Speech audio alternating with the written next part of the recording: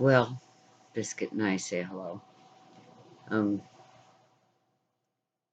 it's been a rough day, and uh, since I've been honest about my depression and everything, I'm going to continue in that vein. So, since it's been a rough day, um, I decided it's time to go see the doctor again, get a medication change. Oh, and I'm sorry about the lighting, but it is what it is. Anyway, my medication has been working really well for me. But when dealing with somebody that knows every one of your fears and every one of your triggers and every button to push to set you off and uses them, it's difficult to control the demons in my mind. And I know why it's being done, because if I have a anxiety attack and lash out, then they can point and say, oh, see, it was all her all along. And no, it wasn't. But anyway, a lot of my stress and my worry and my anxiety has been worrying about my husband being stuck where he is. And he is stuck because he's packing up our stuff. And while claiming that we'll pack it for you sounds like a really generous offer, what it basically comes down to is somebody wants to paw through my items, and I don't tolerate that. I can't tolerate that right now. So tomorrow's payday, and we're going to see about getting a loan, and got a few campers that we're going to be able to look at. I've got an appointment for one Saturday, and hopefully we can find us a camper to live in. I'm not going to whine about being homeless. We're in way better shape than many people in the world. But I am going to move on, and blocking someone on Facebook was a great start. But the problem is there has to be communication to a point, because I have to be able to communicate with my husband, for one thing. And the block was a good idea, because then I don't have somebody pushing every button and getting me to say things that I really don't mean, because she's caused a panic attack. Now I don't have to worry about that. And I don't have to worry about my husband being foolish enough to believe the lies, because somebody that knows me as well as she does knows exactly how to cause a panic attack, and knows exactly how a panic attack comes out in me. And I will say, panic attacks can suck. Now, not all of them are really horrid, but one of the reasons I don't like talking on the telephone is because when dealing with a very, very nasty government agency, whatever, while we were trying to save our last home that we owned after a slumlord bought the property. Anyway, I was trying to talk to this woman on the telephone, and she was ranting at me, and it caused such a panic attack that I ended up on the floor.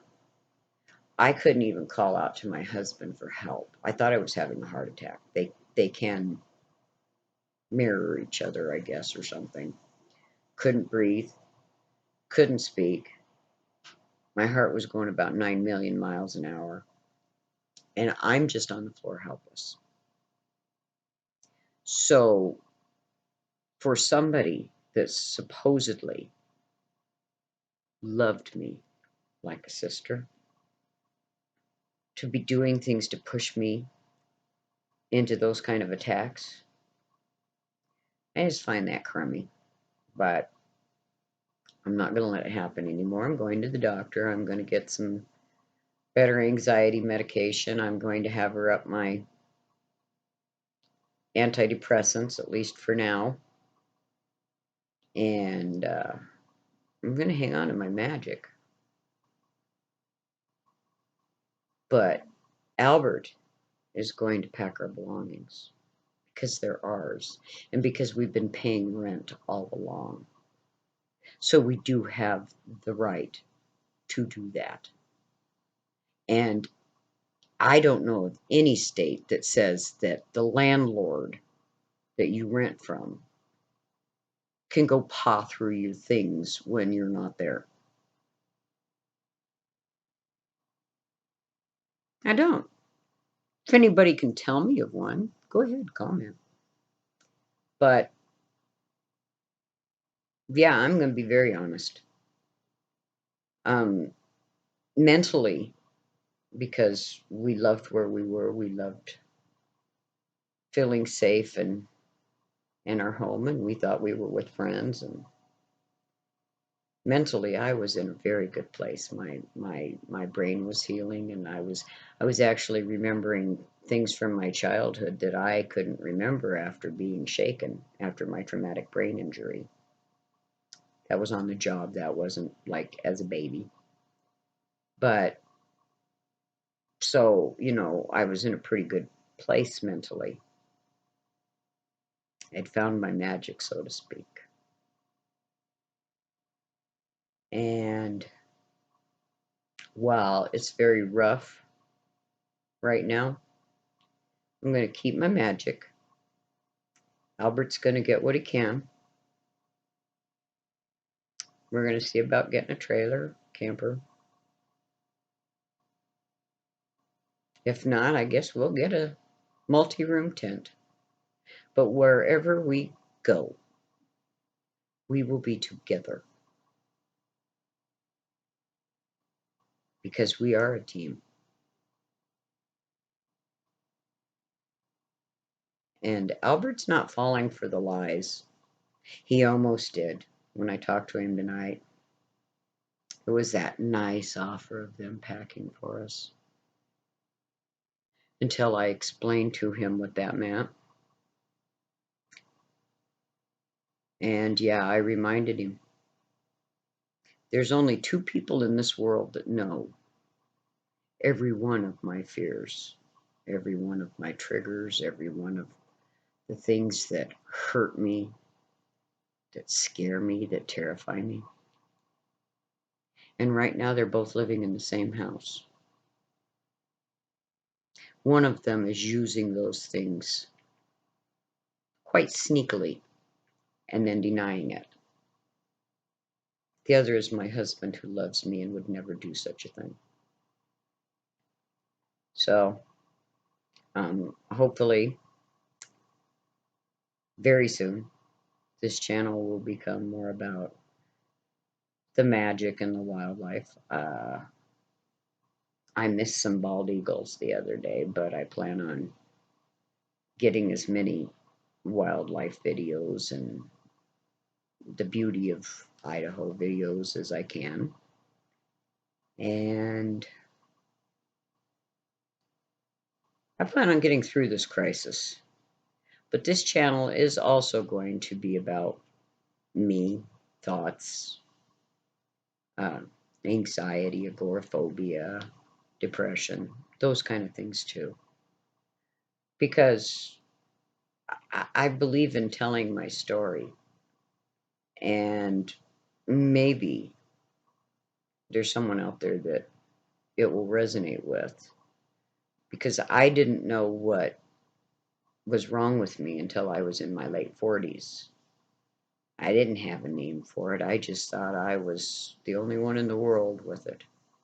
And then I found a doctor that explained to me about social anxiety disorder and agoraphobia and all those wonderful things. So maybe there's somebody out there I can help. What I can say is that while a lot of people try to stigmatize mental illness, depression, brain injuries, that's not going to happen here. You can try to make me feel bad about who I am, but it's not going to happen because I learned to love me. So I'm going to tell you, don't lose your magic. Pray to all the gods that tomorrow goes well, because I really would like to find a place that we can call our own. Have a lovely night.